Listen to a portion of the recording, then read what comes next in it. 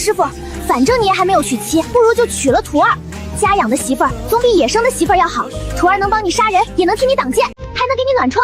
师娘这个位置，不如也让徒儿自己当吧。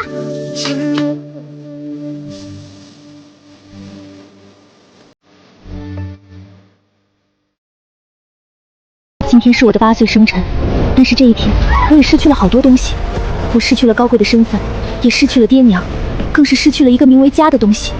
因为我不是爹娘的亲生女儿，所以他们都抛弃了我。我不想死，我要活下去，我要活得比他们都好。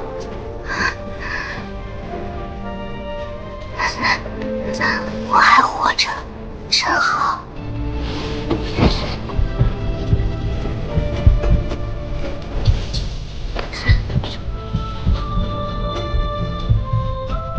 你是神仙？神仙哥哥，你是来救我的吗？我不是神仙。那你会救我吗？你拜我为师，我便救你。师傅。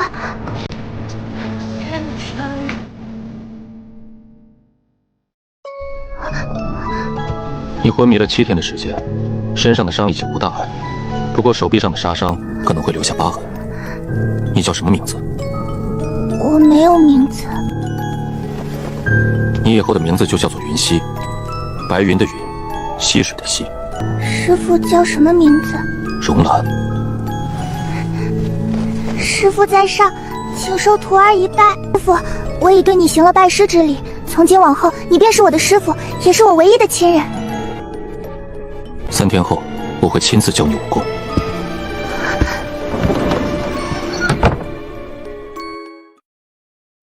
师傅，你为何会收我为徒？想收徒便收徒，何须理由？那师傅以后还会有其他的徒弟吗？不会，徒弟有1个便足够了。为师喜欢听话的徒弟。如果你做了对不起为师的事，哪怕你逃到天涯海角，为师也会杀了你。徒儿对天发誓，若是徒儿今后做了对不起师傅的事，那就让徒儿死无葬身之地，永世不得超生。记住你今天说的话。今日之事，徒儿定然此生不忘。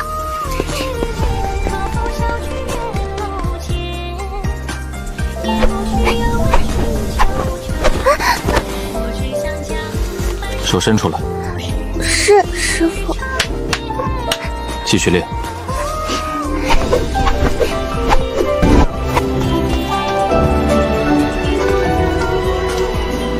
师尊好香啊！希儿，你最近为何总是用一种奇怪的眼神看着为师？师傅要听真话吗？不许欺瞒为师。当然是因为师傅好看啊！莫要胡闹。师傅，这是徒儿的由衷之言。在这个世上，没有人配得上师傅的角色。你该练功了。师傅，今天是徒儿的休息日，难道你忘记了？师傅，徒儿能问你一个问题吗？师傅，你有喜欢的人吗？没有。那师傅觉得徒儿怎么样？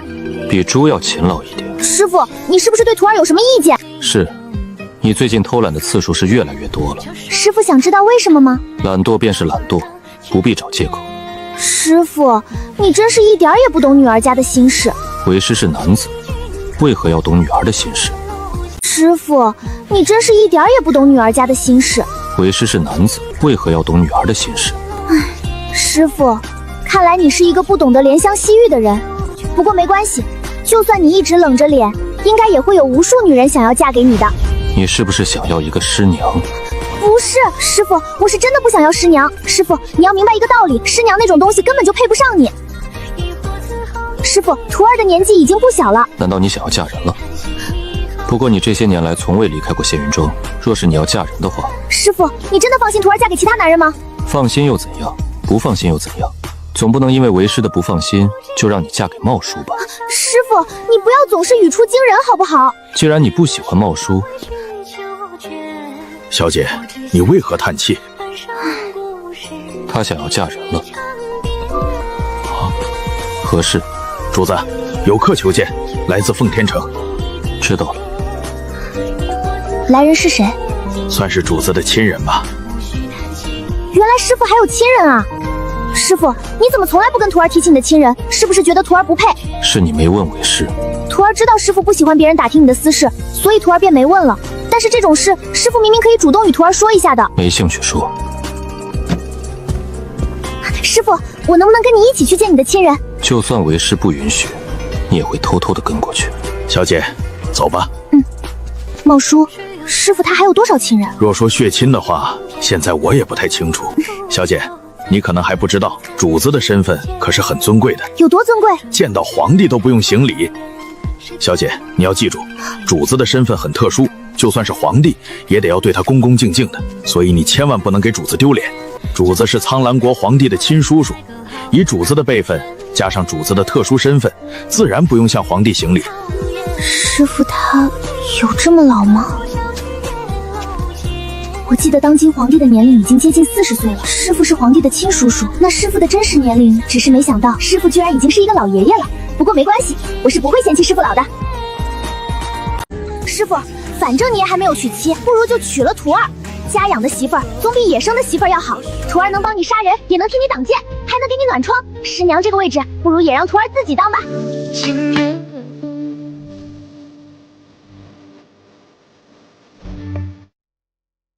小姐觉得主子很老吗？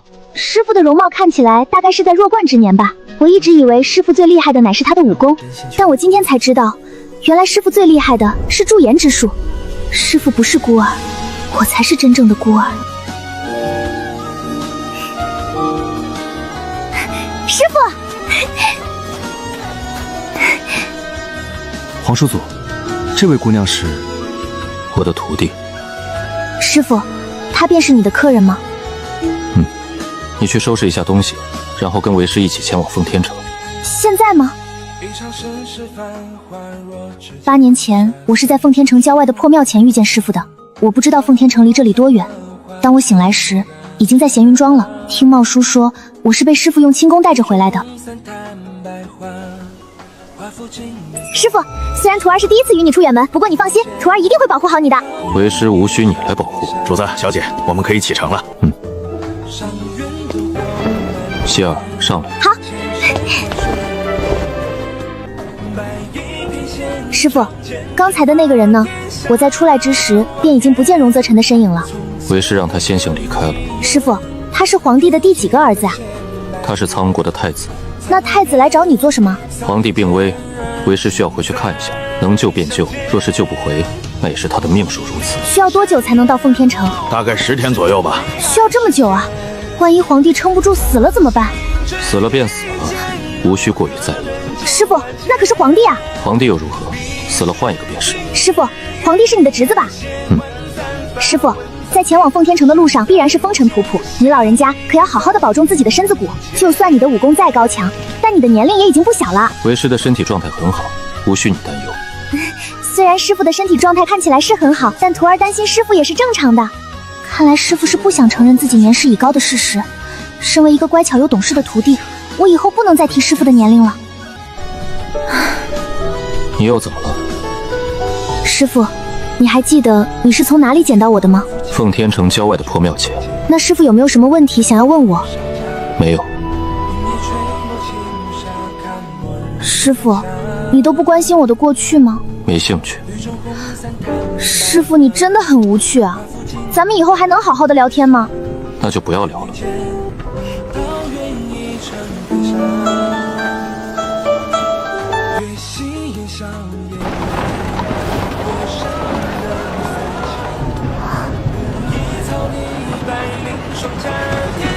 皇宫乃是皇家正地，闲杂人等不得来此，还不速速离去！见过荣王殿下。师傅，反正你也还没有娶妻，不如就娶了徒儿。家养的媳妇儿总比野生的媳妇儿要好，徒儿能帮你杀人，也能替你挡箭，还能给你暖窗。师娘这个位置，不如也让徒儿自己当吧。今夜月光绵绵，好似你的眉眼缠住我的。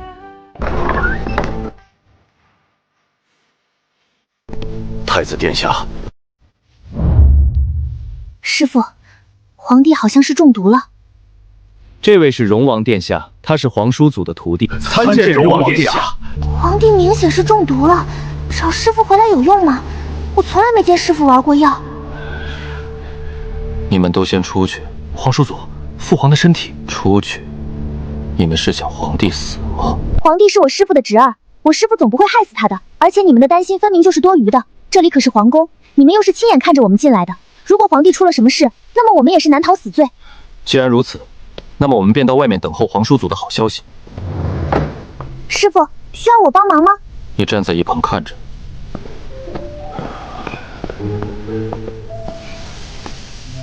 虽然待在这里是挺无聊的，不过看着师傅的绝世容颜，真的好想拿下啊！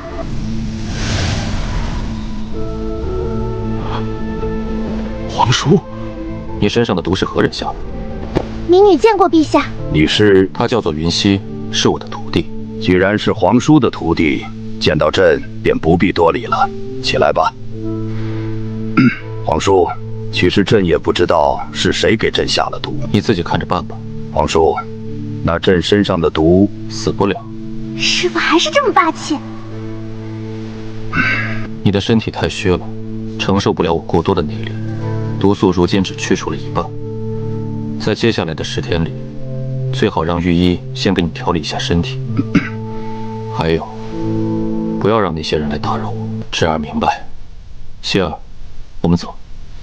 皇帝好没有威严啊，在面对师傅的时候，居然跟我一样怂。师傅的杀伤力果然是很大啊。皇叔祖，父皇他怎么样了？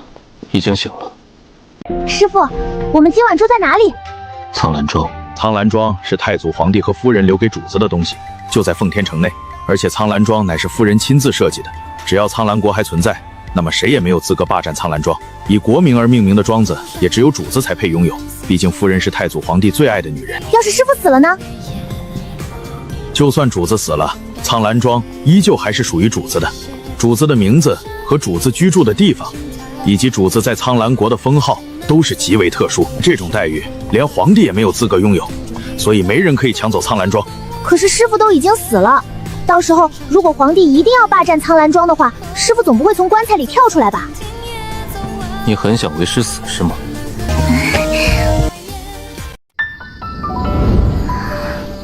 希儿。师傅。希儿。师傅。希儿。师傅，嘿嘿，师傅。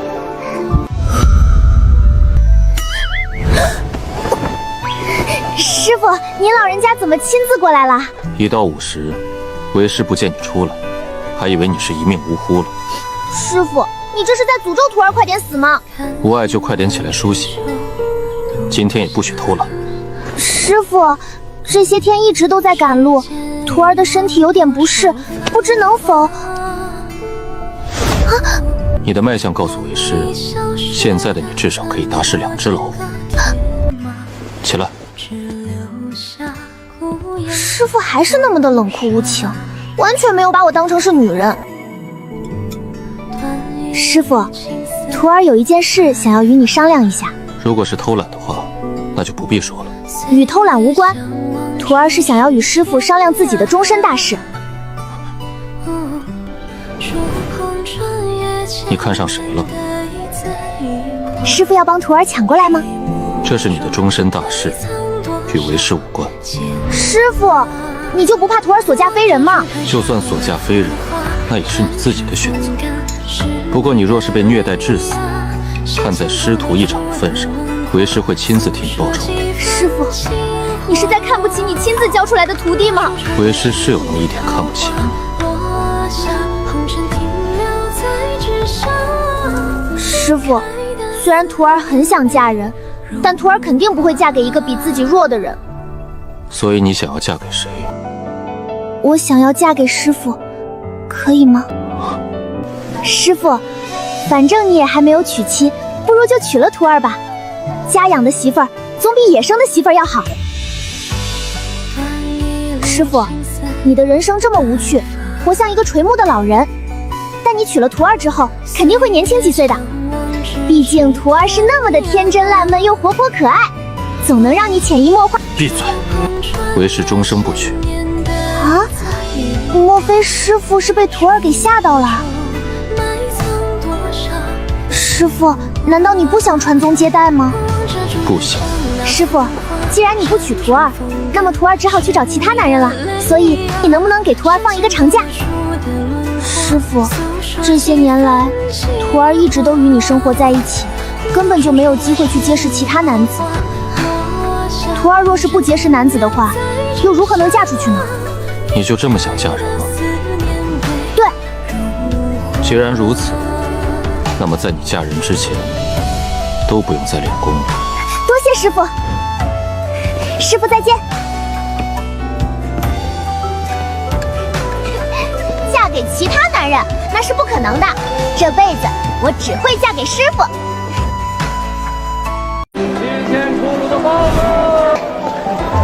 姑娘，你要的糖花。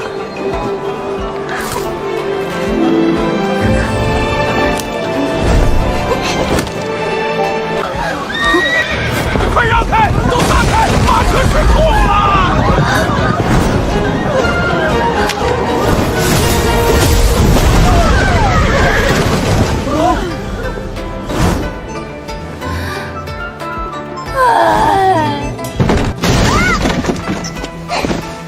这时候不应该来一个英雄救美吗？为何我会这么狼狈？话本果然都是骗人的。你看着我做什么？我又不是什么英雄，自然不会救美。小姐，你没事吧？你觉得本小姐会没事吗？小姐，我们还是先回府去吧。哼，你叫什么名字？我姓祖，单名一个宗字，你叫我祖宗就行了。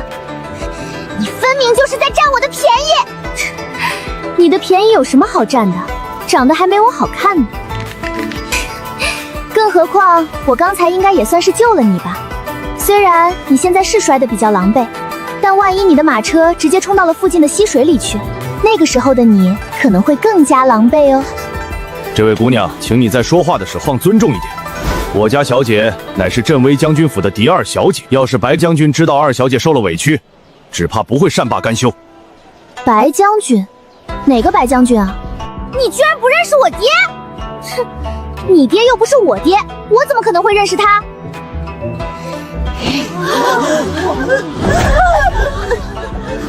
夫人，你可千万不要出事。他怎么了？我的肚子好痛。喂，这里有大夫吗？他与本小姐无关。我的马车刚才可没有撞到她的身上去，所以她就算流产了，也与本小姐无关。就算你是将军府的小姐，心思也不能这么恶毒啊！竟然还诅咒我家夫人流产！我家夫人可是定安侯的妻子，要是我家夫人出了什么事，就算你是将军府的人，也逃不了罪责。那个孕妇居然是定安侯的妻子，这个时候不是应该要先找大夫吗？对，大夫呢？让我试一试吧。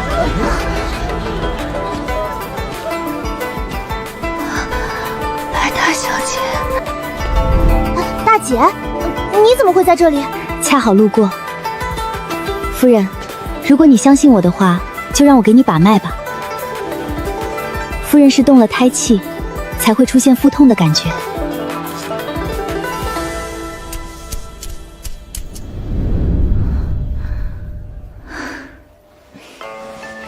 今日多谢两位姑娘相救，待妾身回府后，定会送上厚礼感谢。夫人客气了。夫人之所以会动胎气，主要原因也是出在我妹妹的身上。我刚才施救，只能算是将功补过。大姐，我的马车根本就没有撞到她。但夫人也确实是因为你的马车而受到惊吓了。宁熙，你不要再胡闹了。哼，不知姑娘家住何处？叫什么名字？我叫做云溪。你要是想给我送谢礼的话，那就直接送到苍兰庄去。苍兰庄？苍兰庄不是荣王殿下的吗？你居然敢打苍兰庄的主意，你是不是活腻了？我就是住在苍兰庄里，你若是不信的话，可敢打赌？哼，打赌就打赌，若是你输了，得当街大喊3声我是傻子；反之，若是你输了，你也要当街大喊3声。喊什么？赶紧说！你刚才说大喊3声什么来着？哼，你的耳朵是不是有问题？记住了，输的人要大喊3声我是傻子。要喊什么？我是傻子。好，我知道了。你居然敢耍我！谁让你的脑子笨呢？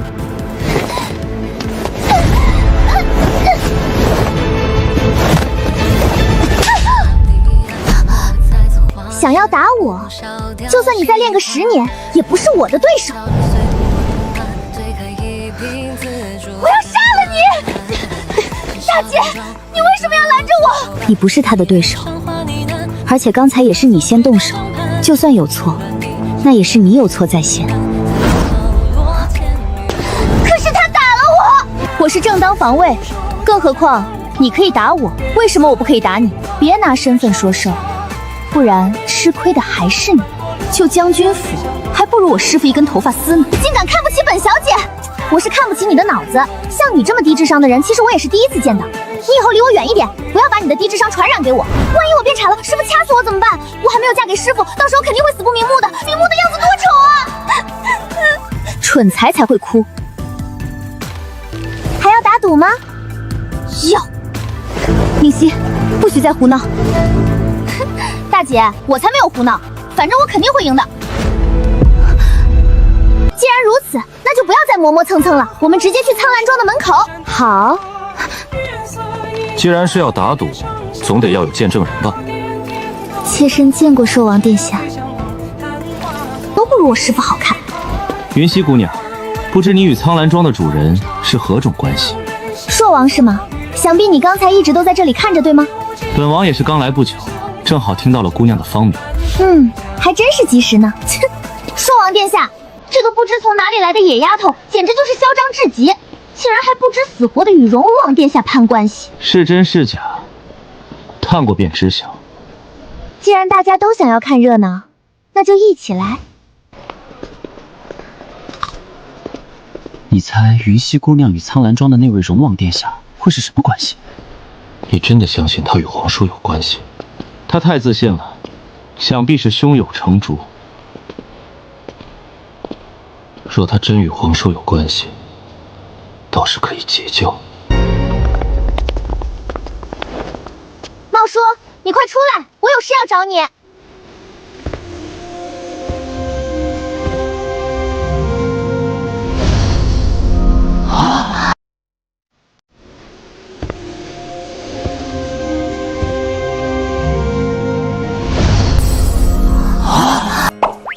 师傅，你怎么出来了？为师的腿又没断，怎么就不能出来了？师傅喜欢安静的环境，徒儿也是怕他们会打扰到师傅。而且师傅是那么的冷酷无情，万一他们惹怒了师傅，然后师傅又想要杀人怎么办？哎，处理尸体很麻烦的。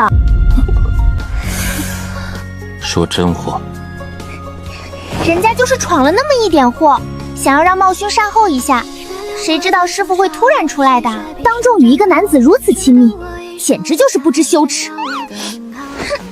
师傅，他欺负徒儿，师傅，徒儿难受的想要哭。你分明就是在装模作样，刚才你还打了本小姐一巴掌。师傅，是他先动手想要打徒儿的，徒儿是正当防卫。为师曾经教导过你，若是谁敢动手伤你，便直接杀掉。师傅，杀人这种事，我得要先练习一下才行，毕竟徒儿从未杀过人啊。多杀几个人便会习惯的。徒儿记住了。小妹是被家里人给宠坏了，先前多有得罪，还望云溪姑娘和公子不要见怪。听闻皇叔已回苍兰庄，本王想要拜访，不知能否通报一声？我对你的拜访没兴趣，你可以滚了。这位公子还叫什么公子呢？我师父就是你们想要见的荣王殿下。不可能，荣王就是一个老头子，怎么可能会这么年轻？师父，他居然敢对你不敬，不如徒儿替你把他的嘴巴缝起来。我想皇帝陛下肯定不会怪你的。云溪姑娘，你这话说的太残忍了。哼，谁让他对我师父不敬的？还有你们，见到我师父居然也不行礼，分明就是在藐视皇族。他真的是荣王殿下吗？师父，你的身份令牌呢？在为师的房间里，你若想要的话，便自己去拿。师父，等一下。你又怎么了？师父，你就陪徒儿看一会儿的热闹吧。为师不喜欢看热闹。师父，你若是不在的话，他们几个又联合起来欺负徒儿怎么办？若你真被他们给欺负了，只能说明你技不如人。师傅，你真是冷漠无情，徒儿被欺负了，居然都不帮徒儿。你身怀武功，若真被欺负了，不会自己打回去吗？难道为师教你的武功都跑到狗的身上去了？荣王殿下的身份令牌在此。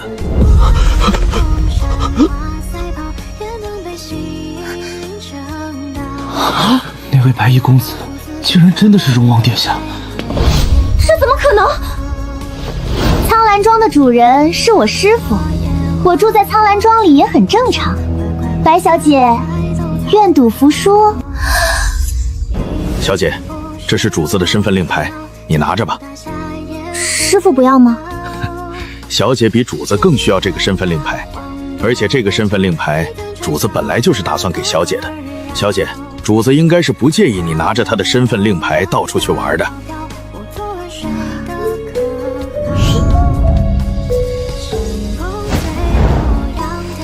白小姐，赶紧履行你的赌约吧。我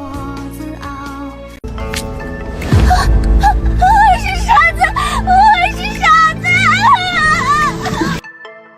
我不……云姑娘，不管怎么说，白小姐都是一位未出阁的女子，你让她当众这么做，总归是不太好的。想要耍赖是吗？既然你这么心疼她的话，那你就替她履行这个赌约吧。你不要太过分了！这就过分了，你只怕还没见过本姑娘真正过分的样子。云姑娘，大家都是女人，何苦要如此难为对方？若是云姑娘肯放过宁熙，我必会送上厚礼感谢的。依本王之见，云姑娘不如就给白大小姐一个面子吧。如此一来，也算是给了镇威将军一个面子。本王相信他们都会感激你的。本姑娘为什么要给他们面子？真当本姑娘是傻子吗？如果今天换作是本姑娘输了，你们觉得她会放过本姑娘吗？云姑娘，得饶人处且饶人。如果我偏不饶人呢？反正这个赌约必须要履行。如果你们还想要替她求情的话，那还不如直接替她履行赌约。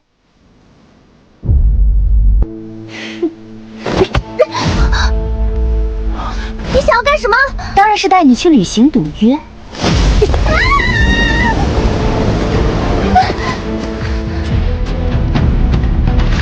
嘘，你要是不履行赌约的话，我就毁掉你的容貌。你信不信？以本姑娘的实力，绝对能神不知鬼不觉的让你毁容。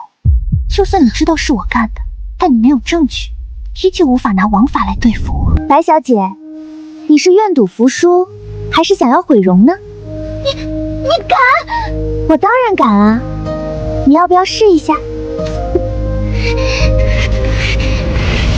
我数3声，1、2。我是傻子，我是傻子！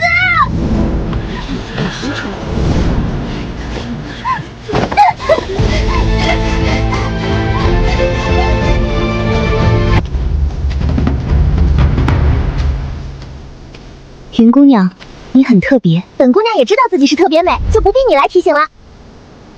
寿王爷，小女子很是担心小妹的状况，便先行告退了。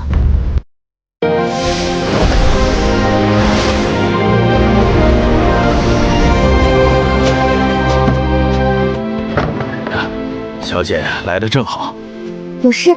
皇帝的寿宴将近，到时候你要与主子一起去参加。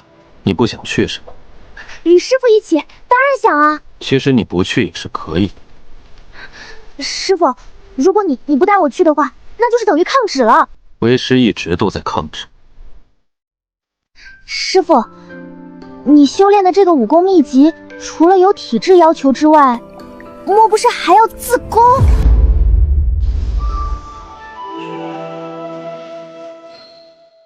为师一直都在抗旨。师傅还能活到现在，倒真是令人感到意外。小姐，你是不是太小看主子了？师傅有兵符吗？没有。难怪那个什么硕王爷一点也不尊敬师傅。小姐，主子一人便可敌千军万马，根本就不需要什么兵符。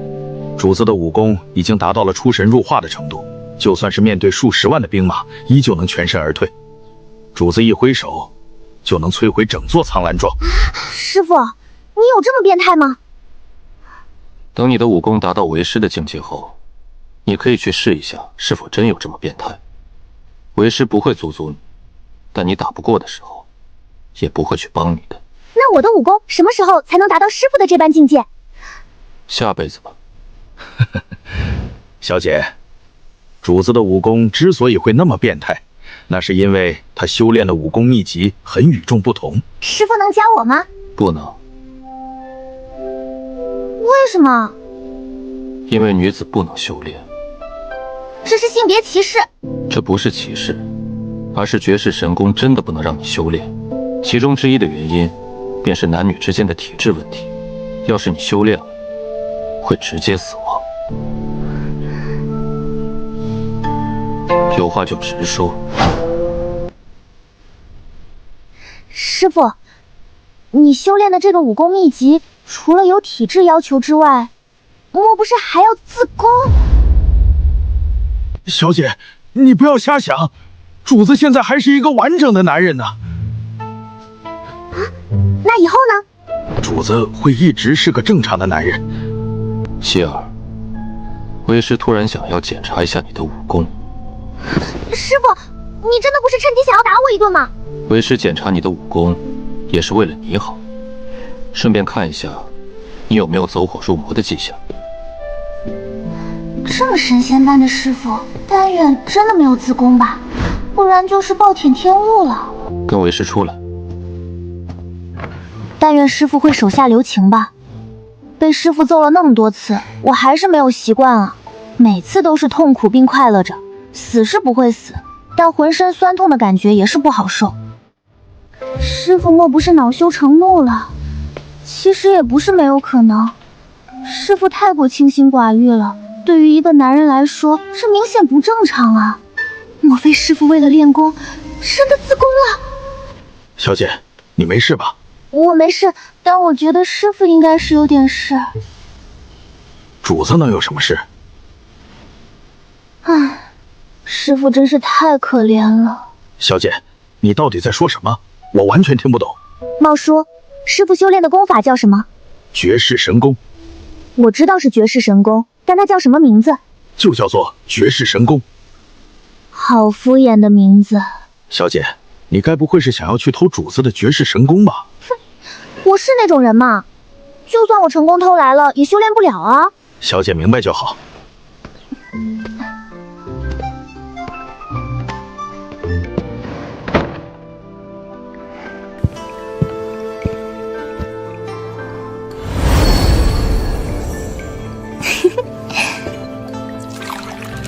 是否自宫，一摸便知。老子不是采花贼，老子是杀手，就是专门来杀你的。哼，废话少说，本姑娘就是要你断子绝孙。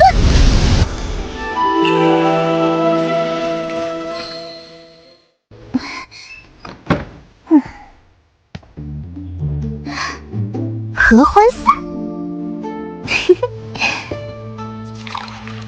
是否自宫，一摸便知。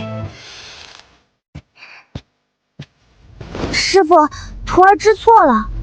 错在何处？徒儿不该对师傅不敬。你说谎。反正只要是师傅生气了，那都是徒儿的错。为师没有生气。师傅，你又不坦白了。师傅，这一撮儿从是诚心认错的，都把认错用的茶端过来了。为师不渴，你自己喝。这是徒儿认错用的茶，若是师傅不喝的话，那便是不打算原谅徒儿了。你喝下去，为师便原谅你。喝完茶后便出去。我与他本就是两个世界的人。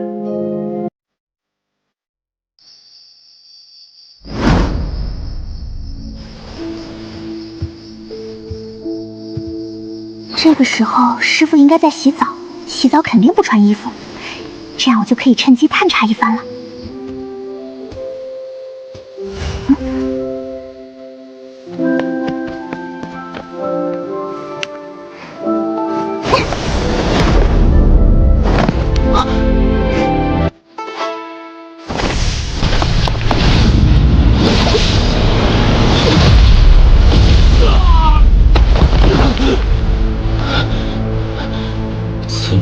剑打一流之境，出手如此狠辣，倒像是邪派中人。你是何人？为何要进苍兰庄？莫不是觊觎我师父的美貌？老子是男人。哼，男人又怎样？你肯定是采花贼，然后觊觎我师父的美貌，当真是该死！老子再说一遍，老子不是采花贼，老子是一个正常的男人。解释就等于掩饰。你这个该死的采花贼，敢打我师父的主意，本姑娘今晚就让你断子绝孙！老子不是采花贼，老子是杀手，就是专门来杀你的。哼，废话少说，本姑娘就是要你断子绝孙！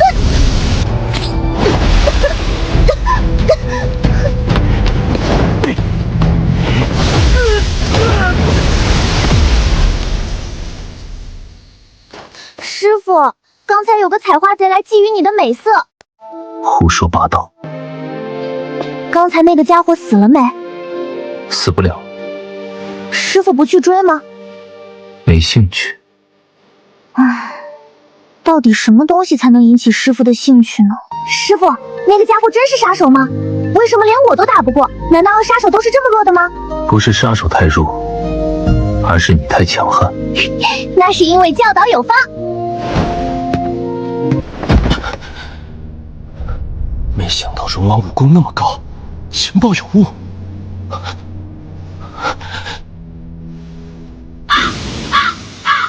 这是我有史以来最尴尬的一次行动。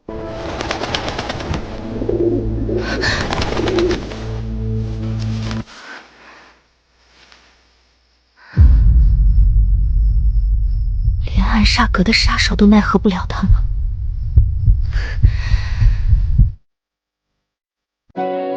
师傅，你觉得徒儿美吗？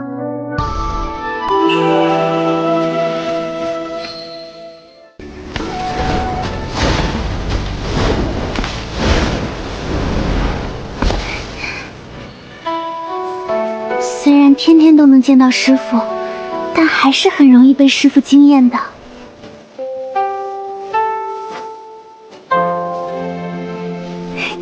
师傅，徒儿有个小小的愿望，不知师傅能不能满足徒儿？先把你的愿望说出来。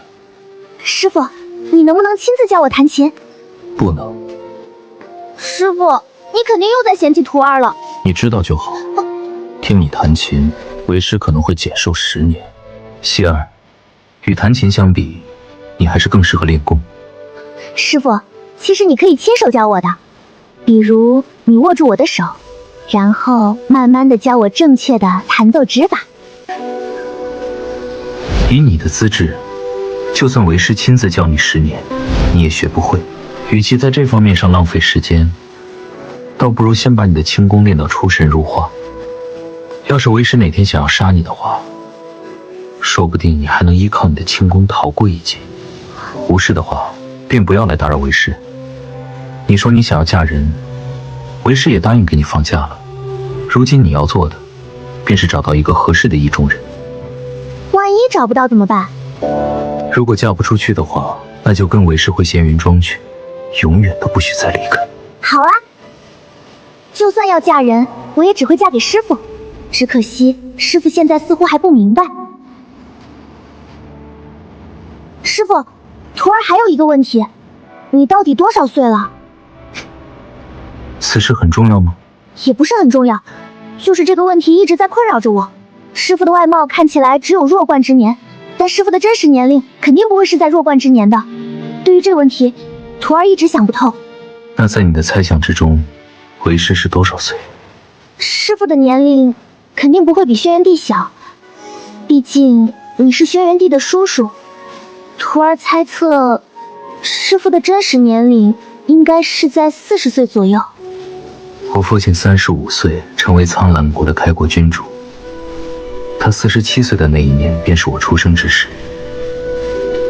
52岁退位让太子登基，当时的太子已有32岁，只不过他是一个短命皇帝，在即位4年后便中毒而亡了。接着就由现在的轩辕帝的陆来上位，而当时的轩辕帝也已经有20岁了。根据师傅所言，轩辕帝登基为帝的时候，师傅才9岁，而轩辕帝即位至今已有17年。那么师傅的真实年龄居然只有26岁。还有什么问题吗？在是没什么问题了。我只是没想到师傅的父亲竟然是宝刀未老。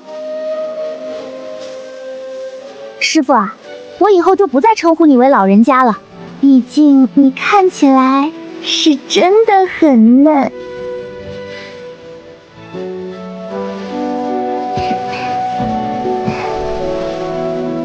师傅，你觉得徒儿美吗？在为师的眼里，你与周围的竹子没什么两样。师傅，徒儿的身材那么丰满，怎么可能会与那些干瘪的竹子没什么两样？你分明就是睁眼说瞎话。为师不喜欢说谎。如果师傅是大魔头的话，那么我愿意当师傅手中的一把屠刀。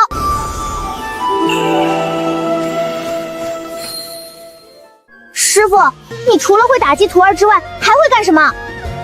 为师还能当你的陪练，你要吗？等，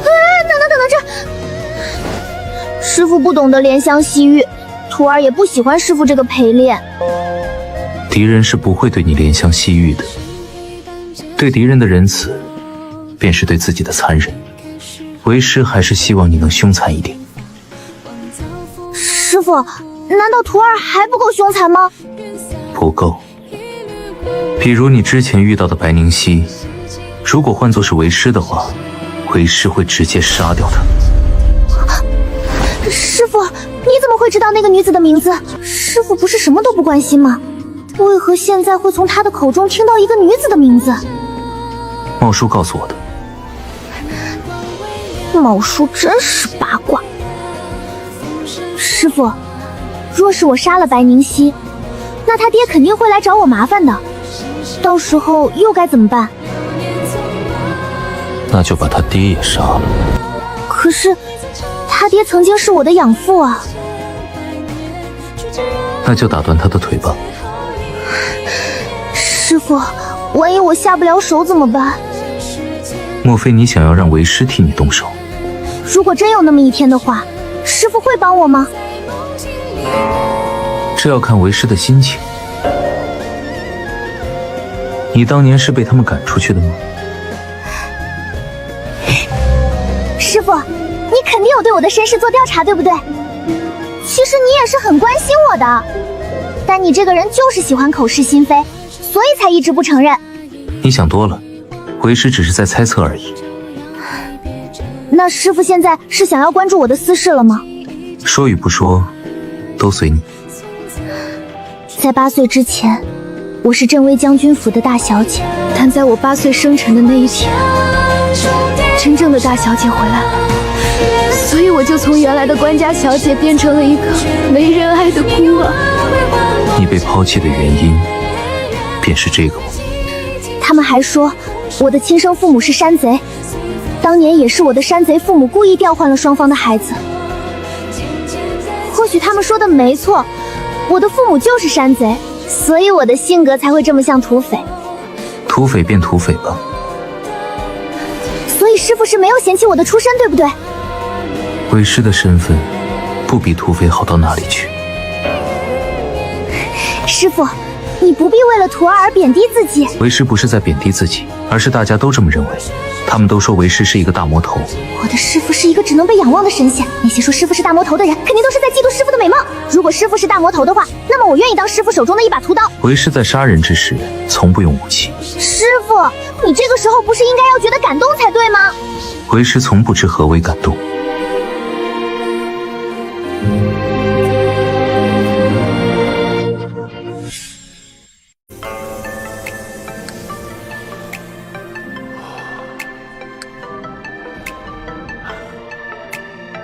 这一次朕能轻易得救，多亏了皇叔相助。这一次算你走运，要是碰上我心情不好的时候，那你还是等死吧。身份地位和权力，皇叔都已经拥有了，朕也不知该如何报答皇叔的恩情。皇叔能否告知您想要什么东西？我不要什么东西，不过你可以把这个恩情记在我徒弟的身上。既然如此，那么朕便封他为安宁郡主，如何？你自己决定就好。我这个皇帝在荣王的面前真是一点威严都没有了。但谁让这个人是我的皇叔，辈分比我还要高呢？太祖皇帝离世前曾立下一份遗嘱，若后代皇帝对荣兰不利，荣兰可直接更换皇帝。说来也是奇怪，当年的太祖皇帝突然领了一个孩子回来，说是他的儿子，这个儿子便是荣王。据说荣王是太祖皇帝最爱的女人所生，因此太祖皇帝给荣王的权力，让皇帝都忌惮不已。虽然荣王不是皇帝，但地位权力却胜过皇帝。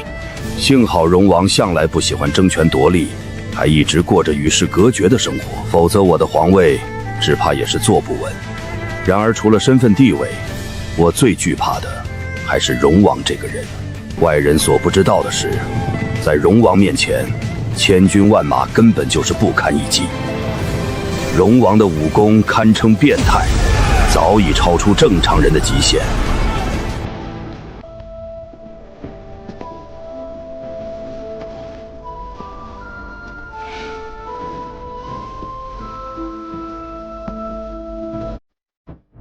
父皇，你的身体现在怎么样了？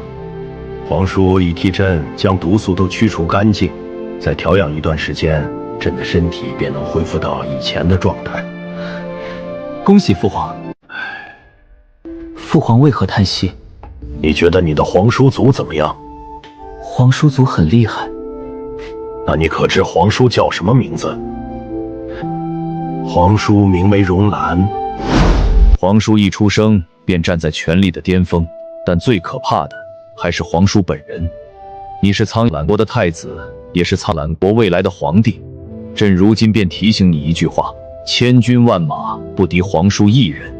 你得罪谁都行，但千万不能得罪皇叔，否则就连父皇也救不了你。父皇，皇叔祖他真有那么可怕吗？他比你想象中的更可怕，他能直接换一个皇帝。你只需记住，今后就算是与丞相和大将军为敌，都不要去得罪皇叔。儿臣明白。太子妃的位置还空着，你觉得皇叔的徒弟怎么样？父皇是想要让皇叔祖的徒弟来当儿臣的太子妃吗？如果你能得到皇叔的支持，那么你就可以肆无忌惮地将其他皇子踩在脚下了。儿臣会努力的。你亲自带着这道圣旨前往苍岩庄。儿臣遵旨。太子殿下，小姐如今正在生闷气，等会儿你要是见到什么不太好的画面，还请不要见怪。安宁郡主为何生闷气？因为主子早上进宫的时候没有带她一起去。那安宁郡主在生闷气的时候，都会做些什么事？太子殿下，等会儿等自己看一下就知道了。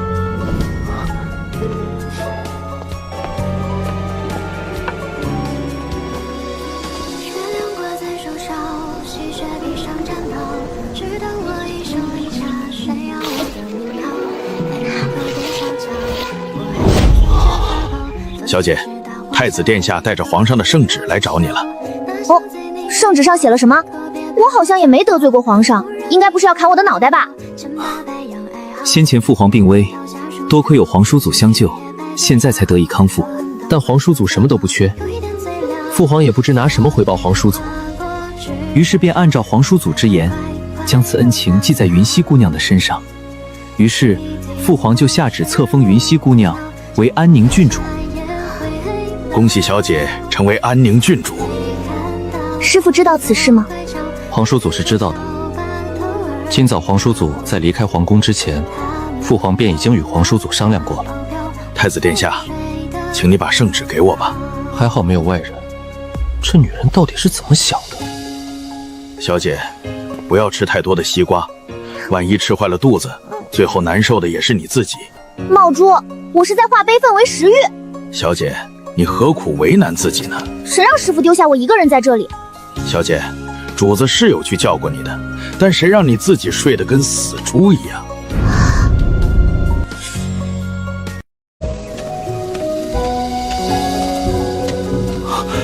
皇侄孙见过皇叔祖。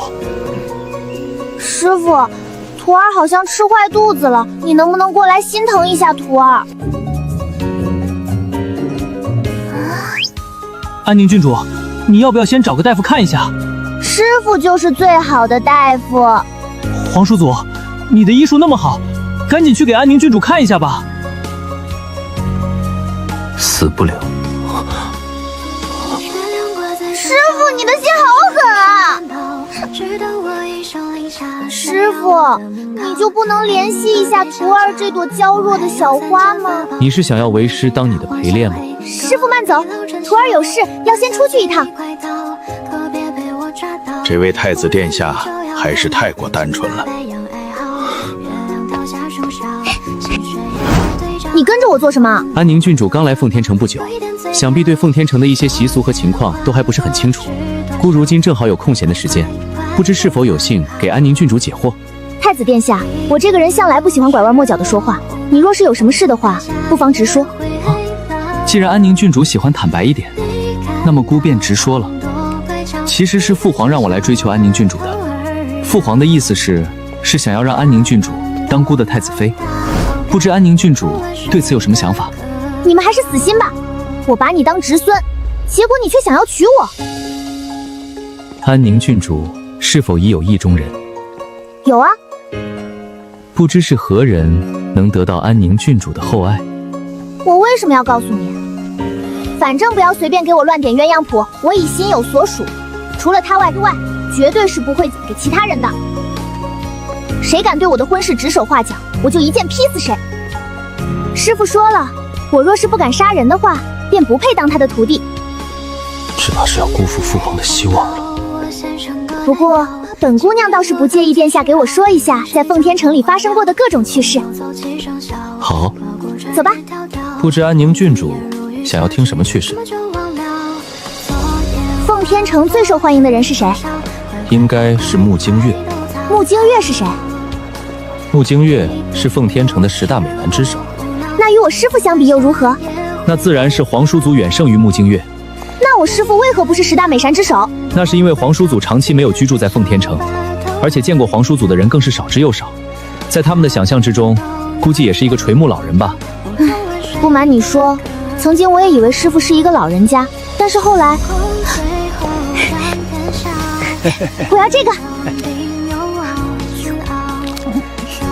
太子殿下，你在10大美人之中排名第几？才第3名啊！太子殿下，没想到你会在这里。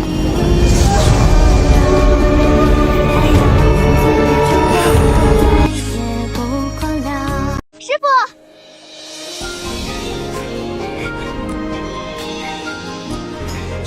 我叫云溪。师父唯一的妻。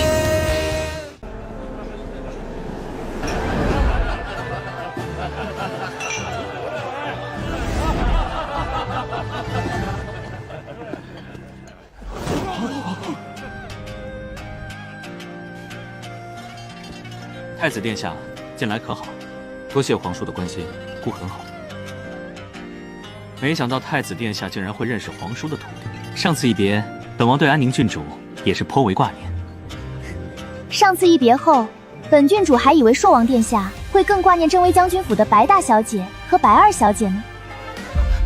你今天倒是很漂亮，比第一次见到你的时候要好看那么一点。虽然你还是不如本公子美。你到底是有多堕落，才会与一个女人比美？哼，难道本公子不美吗？你美，只是在我的眼里，你美的不够明显而已。穆兄，你注意一点形象，大家都在看着你呢。哼，本公子不与眼瞎的人一般见识。等我师父出来之后，你就等着哭吧。你放心，等你师父出来之后，本公子肯定会敬老尊贤的。毕竟敬老尊贤乃是我们苍兰国的传统美德之一。荣王驾到！来了，师父来了！你过分了，居然敢这么粗暴地对待我美丽的头发，我真想……绿萝君掉在谁的心中？吹起一支我的第一美男称号没了。师父看过来了，师父肯定是在看我，师父对我果然是与众不同的。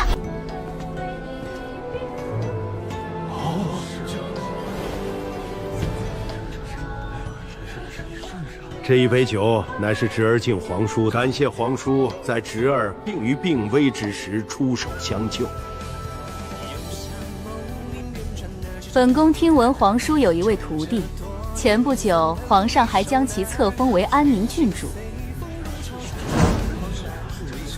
朕也见过皇叔的徒弟，他是一个好孩子，漂亮又聪慧。安宁郡主应该是已到7年，不知可有婚配？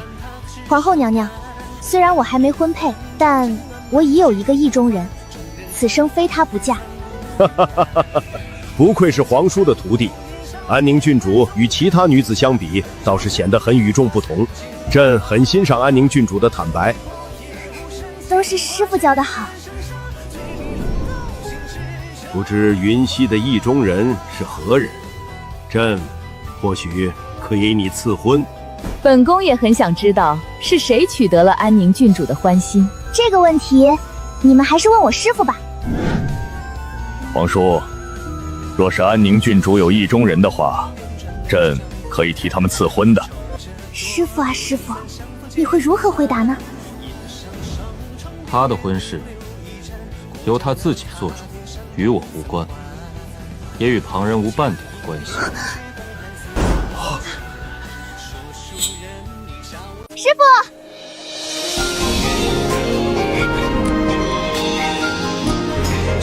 我叫云溪，师父唯一的妻。武殿下，宁熙想要当你的皇子妃。我一直都很喜欢武殿下，姐姐想要嫁给太子殿下，但我只要武太子就好。白二小姐，你怎么还不从武殿下的身上起来？太子哥哥，快救我啊！臣弟不喜欢这个女人。男女授受不亲，安宁郡主，能否麻烦你一下？好啊。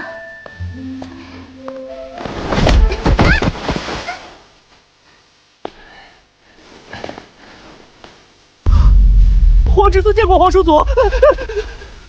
你们刚才到底是怎么回事？我本想离开皇宫的，但在途中碰见了白二小姐，她喝醉了，见到我就猛扑过来，当时脚下便是台阶，被她这么一下，于是我就站不稳，与她一起直接从台阶上面滚了下来。在这件事上，我就是一个受害者。这件事，宁熙妹妹，你怎么一个人跑到这里来了？大姐，我真的不是故意的。见过太子殿下。白大小姐，你知道你妹妹刚才说了什么话吗？你没事吧？白大小姐，你是不太清楚刚才发生了什么事，直接说可能也说不清楚，不如本郡主亲自演给你看吧。好啊。师傅，徒儿要借你一用。我长得这么美，你怎么舍得不要我？你比我师傅差远了。你是应该要注意一点，毕竟男女授受不亲。对，但云溪的师傅也是一个男人啊。人家是师徒，你又是云溪的什么人？武殿下，宁熙想要当你的皇子妃。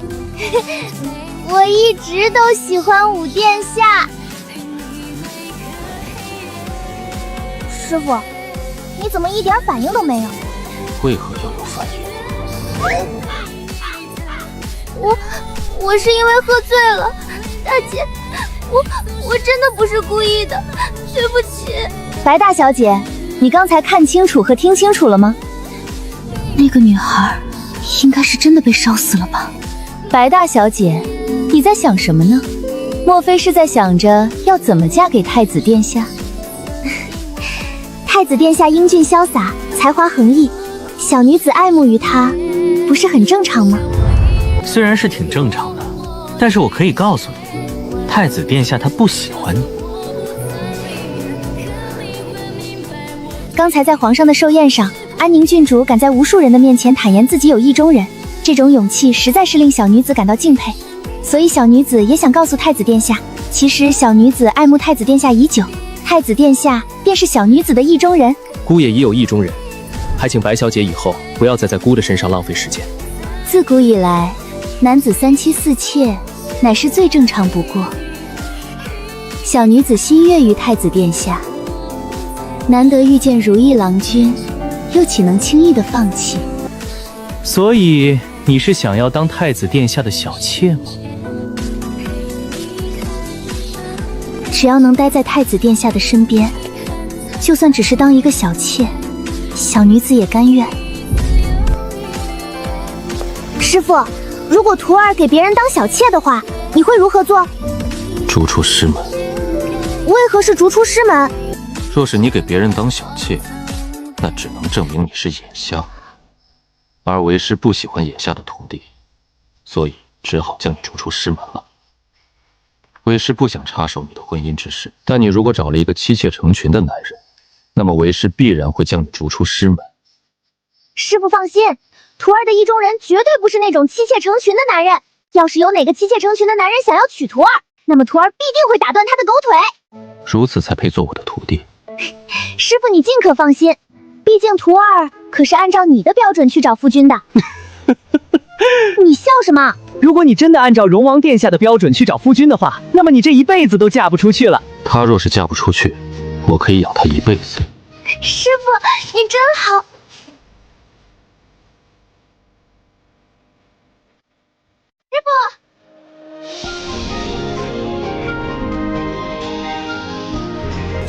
我叫云溪，师父唯一的妻。姑还有事，便先回东宫去了。太子哥哥，等等我啊！这身形怎么有些熟悉？安宁郡主，你还有什么事吗？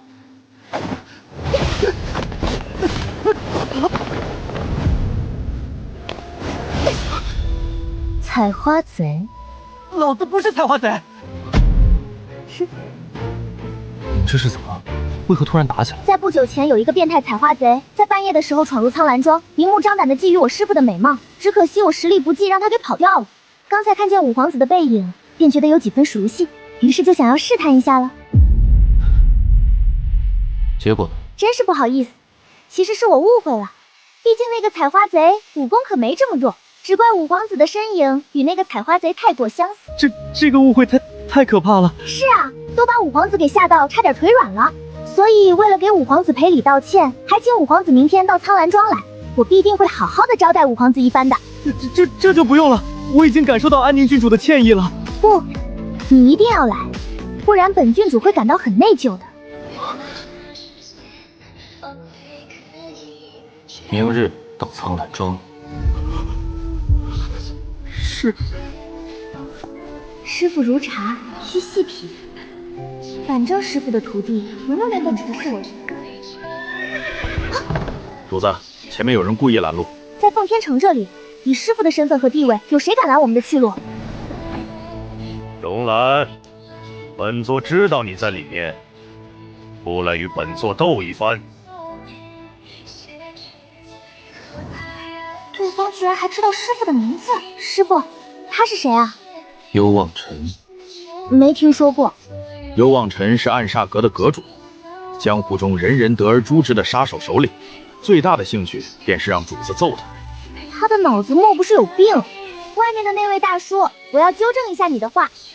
其实我师父没有躲起来，只是你的运气不好，找不到我师父而已。所以你找我师父多年的事儿，只能怪你自己。本座还不算老，不准再称呼本座为大叔。那你多少岁了？哼，你还没资格知道本座的年龄。师父，你知道吗？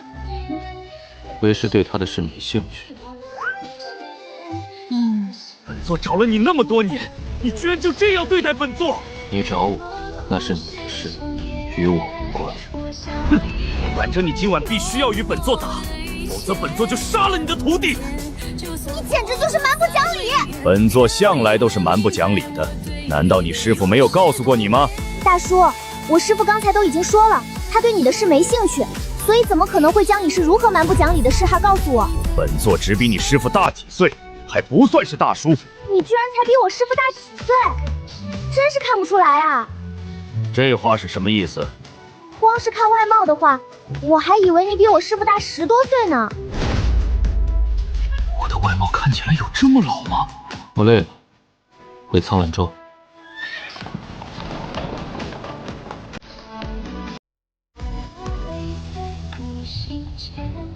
师傅，暗煞阁是不是很厉害？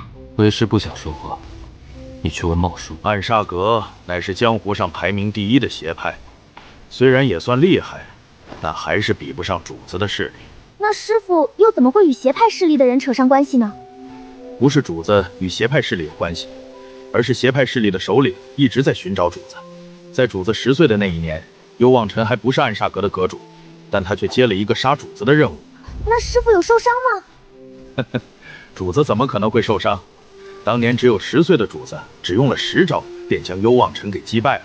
也是从那个时候开始，幽望尘便一直追着主子跑。师傅好厉害！不过自从幽望尘被主子打败之后，他便一直约主子到凤鸣山去决斗。主子总共与幽望尘打了9次，但幽望尘每一次都被主子揍得很惨。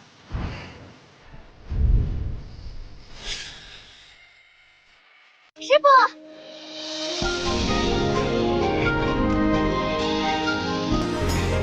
我叫云溪。师傅唯一的气。那个，我想要问一下，安宁郡主的性格如何？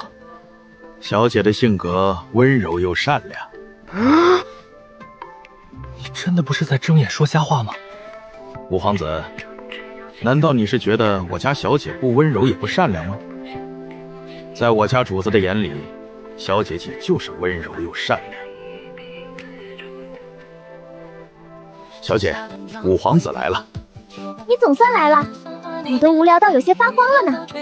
以安宁郡主的身份，如果想要找玩伴的话，定然会有很多人愿意陪安宁郡主玩耍的。那些人都太脆弱了，经不起本郡主的折腾。其实我也很脆弱。你要是真脆弱的话，那么你就不会跑来苍阳庄暗杀本郡主了。你过来，你就放心过来吧，我又不会吃了你。你为何要杀我？我不能说，这是规矩。哦，看到湖里的那些鱼了吗？我想要吃烤鱼。如果安宁郡主想要吃烤鱼的话，可以吩咐下人去做。苍兰庄里没有下人，厨房也没有准备好的活鱼，所以就麻烦五皇子帮我到湖里去捉鱼了。我可是苍兰国的五皇子，若是跳到湖里去捉鱼的话，岂不是有失皇家的颜面？半夜跑到别人家来当采花贼，难道就不有辱皇家的颜面了吗？都说过多少遍了，老子不是采花贼，说老子是采花贼，简直就是对老子的一种侮辱。老娘说你是什么，那你便是什么。别以为你是皇子，老娘就会怕了你。蛮不讲理又无理取闹，你色胆包天又纵欲过度，说八道。你脑子有病，你才脑子有病。见令牌如见我师父，你敢违抗我师父的话吗？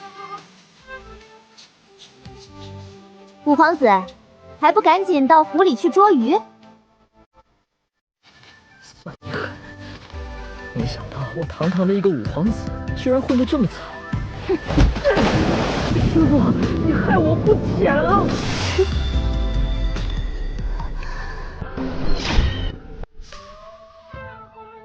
荣兰，你给本座出来，不然本座就杀了你徒弟。师父。小兔崽子，你莫不是要在这里洗澡？我是被他给踢下来的。真没用，以后出去行走江湖，不要说你是本座的徒弟。以师父您的身份，我也不敢说啊。原来你是这位大叔的徒弟啊！你是眼瞎的吗？不准再称呼本座为大叔。本座的模样看来也没比你师父大几岁。我没眼瞎，师父说你是老不死，那么你便是老不死。真是荣曼说的吗？大叔，你仔细的想一想，我有必要骗你吗？荣兰居然把本座说的这么好，她肯定是在嫉妒本座的身材比她好。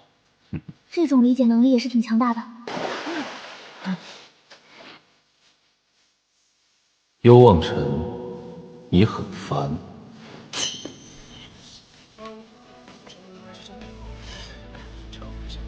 师父，徒儿就要死于贼人的手里了，在徒儿临死之前，你能不能答应徒儿一件事？徒儿在临死之前。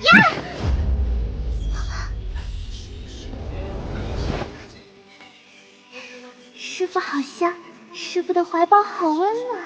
滚一边去！女人站在本座的身边，只会影响本座出剑的速度。荣兰，动手吧！这一战，你若是败了，那么便告诉我，到底是谁想要杀我徒弟？好。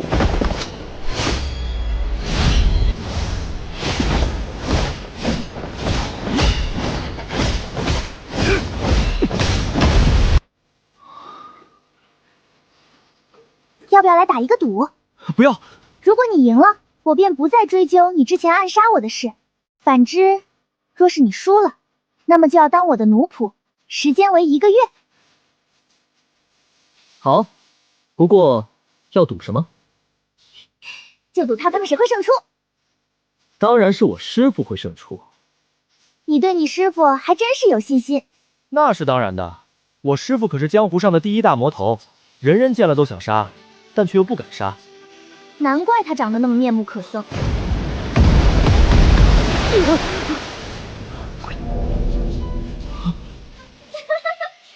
小鹏子，你现在的样子比之前还要狼狈哦。不过身为一个练武之人，你的反应竟然这么慢，本姑娘不得不怀疑你平日在练功的时候是不是经常会偷懒。这个该死的女人，嘴巴还真是会气人。你输了。师父真厉害，师父是最棒的，徒儿最爱师父了。恭喜师父打败了大魔头。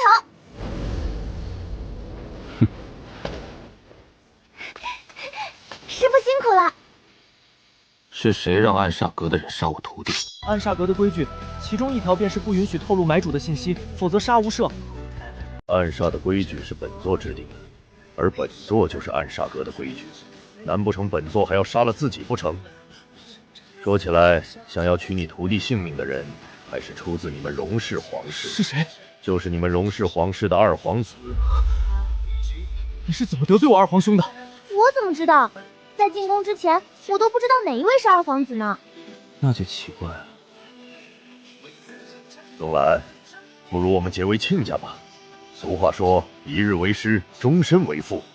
不如就由你我决定，让你的徒弟和我的徒弟成婚吧。我不娶！不要以为你是大魔头就可以来破坏我的伟大目标。你一个臭丫头，能有什么伟大目标？说出来吓死你啊！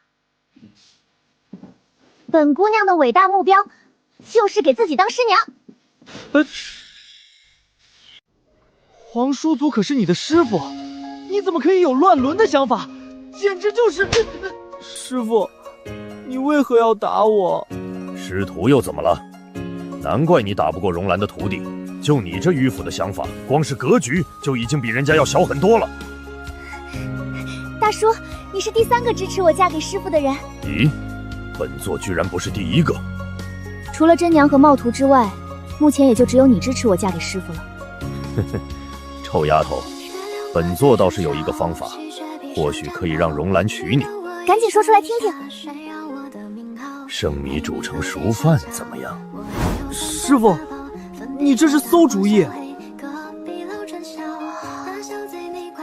你该不会真的在考虑这个馊主意吧？这是好主意。如果是其他女人爬上荣郎的床，那么荣郎肯定会将对方直接掐死。但是臭丫头就不一样了，臭丫头与荣郎有师徒之情在，就算荣郎再生气，估计也不会一下子便打死臭丫头。这个方法好像行不通啊。师傅他那么清心寡欲，就怕我脱肛躺在他的窗上，他也不会有什么感觉。有时候我都忍不住怀疑师傅的身体是不是有什么毛病呢？你是一个女子，怎么能说出这种话来？闭上你的鸟嘴！本姑娘想说什么话就说什么话，与你一点关系都没有。当年本座的脑子肯定是出了一点问题，才会收了这么一个迂腐的蠢货做徒弟。本座喜欢你的胆大妄为，如果你真的特别想要得到荣劳的话，其实也不是不行。本座可以给荣劳下点让他身体无法抵抗的药，到时候你就可以为所欲为了。反正横着吃还是竖着吃都随便你。下药绝对不行。你不是想要得到荣兰吗？这是最快速又简单的方法，而且本座愿意出手帮你，那也是你的荣幸。我要是真这么做了，师父肯定会恨我一辈子的。哼，胆小鬼！虽然我是想要得到师父的人和师父的心，但是给师父下药这种下三滥的事，我是绝对不会做的。本座不想理你们了。师父，你能不能回答我一个问题？师父的容貌为什么一直都没有变过？为师曾服食过一种药，那种药会限制人的生长，容颜会一直保持在弱冠之年。那是什么药？忘记了。师父，你肯定又是在骗徒儿。没有。还有那种药吗？没有。师父，我还是觉得你在骗我，怎么办？那你定当为师是在骗你。师父，当真没有那种药了吗？这个世上已经没有那种药了，但要是能见到我的母亲，或许有办法。师父的母亲不是已经死了吗？那就等她诈尸吧。你今天是怎么了？为何像是一副被抛弃了的样子？你不懂女人的心思。我也不想懂。我正心烦，你给我去捉鱼吃。又是捉鱼？你现在是我的奴仆，没有拒绝的资格。好吧，在捉鱼之前，我有一件很重要的事想要跟你说一下。什么事？就在昨晚，二皇兄被人给袭击了。虽然二皇兄没死，但是二皇兄的双腿却被打断了。宫里的御医说，除非有奇迹出现，否则二皇兄此生都无法再站起来。莫不是坏事做多了，才会遭受到报复？不是你动手的吗？我都还没想好要怎么报复回去呢。不是你的话，那会是谁？五皇子，我可以给你解答刚才的问题。什么？昨晚主子命我去折断一个人的双腿，算是给他的一点惩罚。不管怎么说，小姐都是主子的徒弟，除了主子之外，谁也没有资格伤害小姐。茂叔，是不是在替我报仇吗？小姐，你只需知道，主子是不会让任何人伤害你的。我要去找师傅。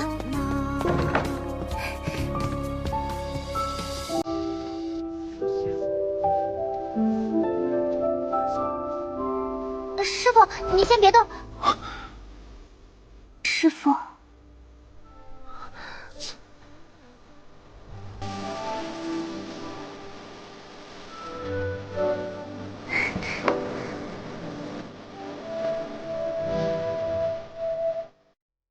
小姐，你跑那么快做什么？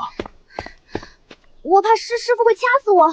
你又干了什么会惹主子生气的事儿？我亲了师傅，而且还亲了2次。师傅，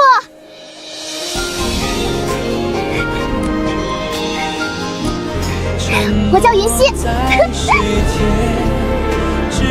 师傅唯一的妻。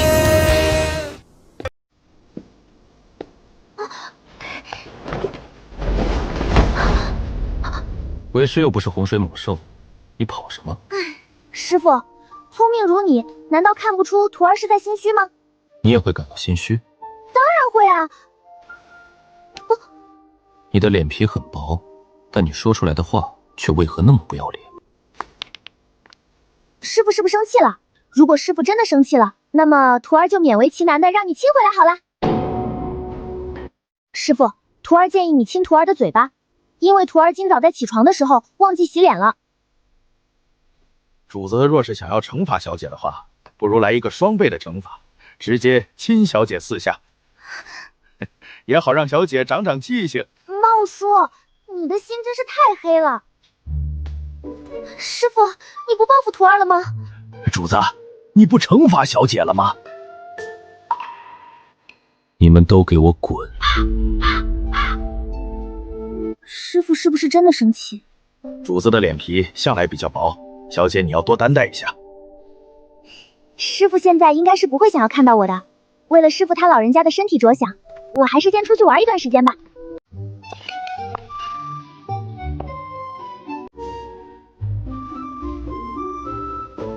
你们俩还要深情对视到什么时候？呸！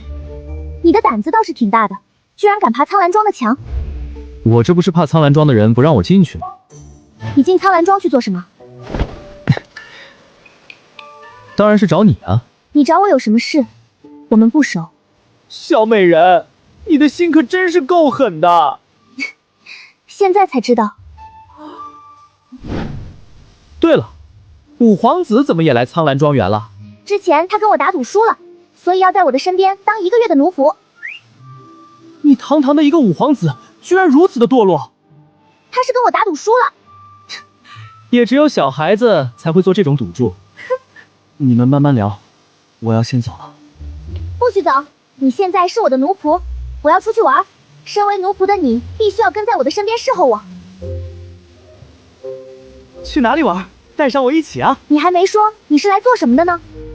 反正本公子是不会害你的。你也没本事害我。你千万不要喜欢安宁郡主，因为安宁郡主已经心有所属了。你为什么要对本公子说这种话？莫非你喜欢小美人？我就算是疯了，也不会喜欢她的。本姑娘很满意你的态度。毕竟我还想要长命百岁。奇怪的人是你才对，你接近我，该不会是有什么见不得人的目的吧？在第一眼看见你的时候，本公子便觉得你有一种特别熟悉的感觉。后来本公子回府看到一幅画像，才终于知道那种熟悉感是从何而来的。你与画像上的人长得相似。那是谁？我娘。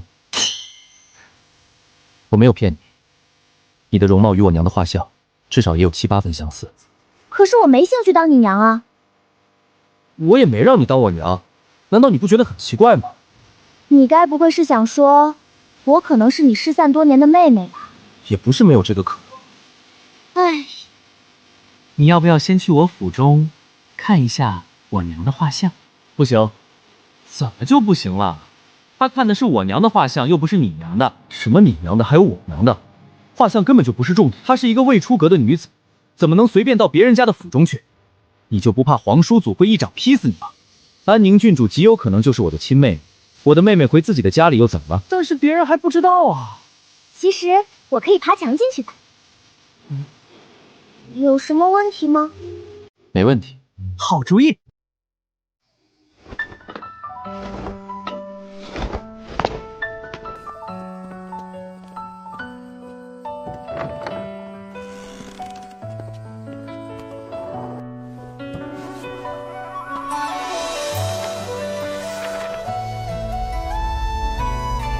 这就是我娘的画像了，虽然没有被我爹挂起来，不过我爹也经常会拿出来看。你要不要去跟皇叔祖说一下此事？你有什么话想要对我说吗？你们安乐侯府的人有没有与我师父结过仇？这么多年来，荣王殿下一直都没有在奉天城生活，我们安乐侯府的人又怎么可能会与他结仇？如果安乐侯府真的与荣王殿下结仇了，你觉得安乐侯府还会存在吗？他可是皇室之中祖宗级别的人物，连皇帝都不敢得罪，我们可得罪不起。你们与我师父没有仇就好。那你现在打算怎么办？还能怎么办？当然是回去问师父。不对啊，是你认亲，又不是你师父认亲，你去问你师父做什么？本姑娘说了，天大地大，师父最大。任何妖魔鬼怪在师父的面前都得要退让，反正是天塌下来也没师父重要。至于嫁人，谁能胜得过我师父？可怜的穆公子，你家小妹就是想要嫁给他的师父啊！等等，如果云溪真的嫁给了皇叔祖，那我以后岂不是要称呼云溪为皇叔祖母？这也太叫不出口了吧！你的思想有点不太对哦。无论师父做什么，他都是对的，而我的思想向来是跟着师父走。这丫头搞什么不好，偏要去搞什么师徒恋？不过似乎真的有点刺激啊！我觉得没要看戏的意思。我先走了。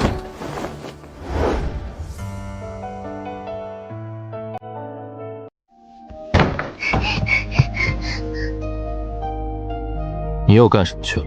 徒儿爬墙去了。师傅，徒儿要告诉你一件事。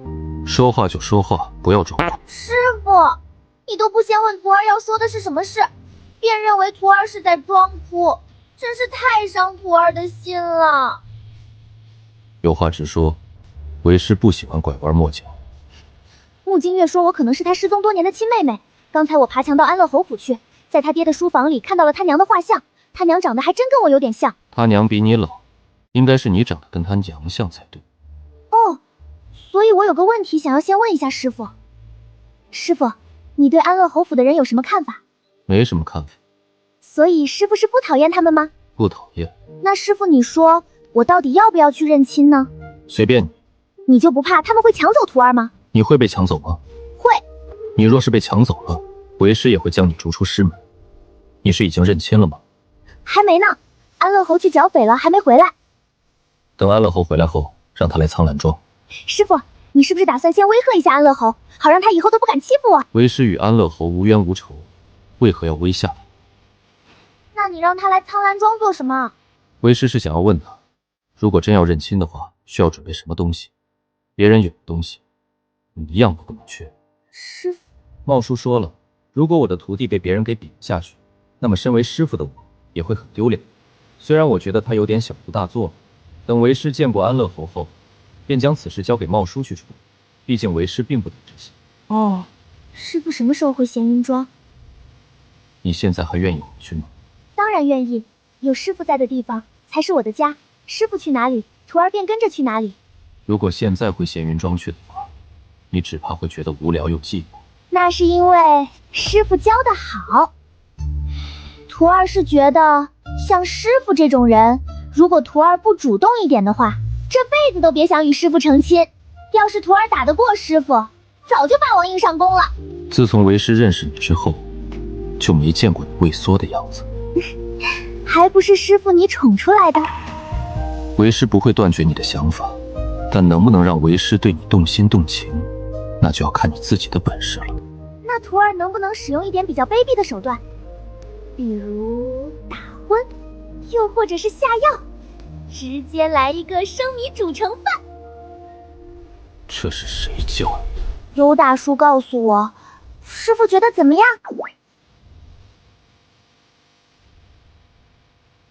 以后离他远一点。哦。你等会儿见到荣王殿下的时候，最好是收敛一点。怎么了？莫非荣王殿下长得很丑？我长得这么美，你说荣王殿下会不会嫉妒我？哎，就算他嫉妒也没办法啊，毕竟我的美貌是上天恩赐的，实在是难以拒绝。万一荣王殿下因为嫉妒我长得太美而不把女儿还给我怎么办？可是长得美也不是我的错呀。爹，其实，小月儿啊，你说为父该怎么办呢？难道我要跟荣王殿下说，其实错的不是我的美貌，而是你的嫉妒心？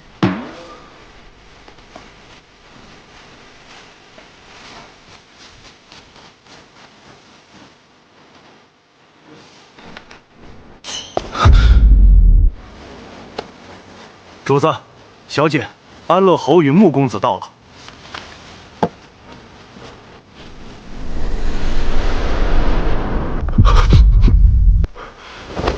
见过荣王殿下。坐下。长得这么美丽动人，果然是我们穆家的血脉。就这么确定了？乖女儿啊，虽然你是长得不如爹爹好看，但也绝对算得上是奉天城的第一大美女了。除了我们穆家之外，谁还能生得出这么倾国倾城的女子？而且你与你娘长得这么像，我怎么可能还会怀疑你的身份？你看我也没用，毕竟我也找不出有什么疑点。这样子会不会太草率了一点？你在8岁之前乃是镇威将军府的大小姐，但是在你8岁生辰的那一天，镇威将军府真正的大小姐却出现了，然后你就被赶了出去。如果我们能早点将事情调查清楚的话，也许在你被赶出镇威将军府的那一天，便能接你回到安乐侯府了。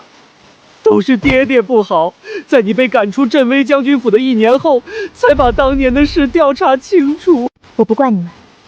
女儿，你真是太善良和太孝顺了。虽然你不怪爹爹，但爹爹依旧是对不起你呀。其实我不但没有怪你们，而且还特别感谢你们的迟钝，才让我与师傅有机会相遇。如果没有遇到师傅的话，那么你们可能永远都不会拥有一个女婿和妹夫。女婿妹夫，你居然已经嫁人了？还没嫁人。哦，那就好。好你个大头鬼，本姑娘嫁不出去，你很高兴是不是？爹爹不是这个意思。哼，乖女儿，你是不是已经有意中人了？虽然已有意中人，但人家不肯娶我。到底是哪个没眼光的混蛋不肯娶本侯爷的女儿？本侯爷的女儿愿意嫁给他，乃是他8辈子修来的福分，而他居然还敢不娶，莫不是看不起本侯爷的女儿？简直就是罪该万死！爹，你先别冲动，老子能不冲动吗？既然有人敢嫌弃你妹妹，这不是明摆着想要与我们安乐侯府作对吗？爹，现在除了我们几个和五皇子之外，没人知道云溪是我的亲妹妹。哼，乖女儿，你告诉爹爹，到底是哪个混蛋敢不娶你？我突然有点手痒，怎么办？什么？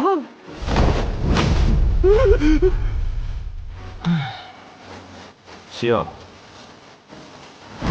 别把人打死，打个半死不活倒也没关系。好。本姑娘是打你的左脸好呢，还是打右脸比较好？不能打脸，头可断血可流，本侯爷的脸不可毁。我爹的脸比他的命还要重要。你俩不愧是父子。哼，爱美之心人皆有之，这是人之常情。我到底是哪里得罪你了？你骂我的意中人。爹爹是在为你打抱不平啊。你倒不如教我怎么追求我的意中人。你连他的意中人是谁都不清楚，就直接破口大骂，这不是活该被嫌弃吗？唉，没良心的家伙！你儿子的良心早就被狗给吃了。唉，我真是越来越堕落了。现在光是看着师傅的背影，都能沉迷于美色不可自拔。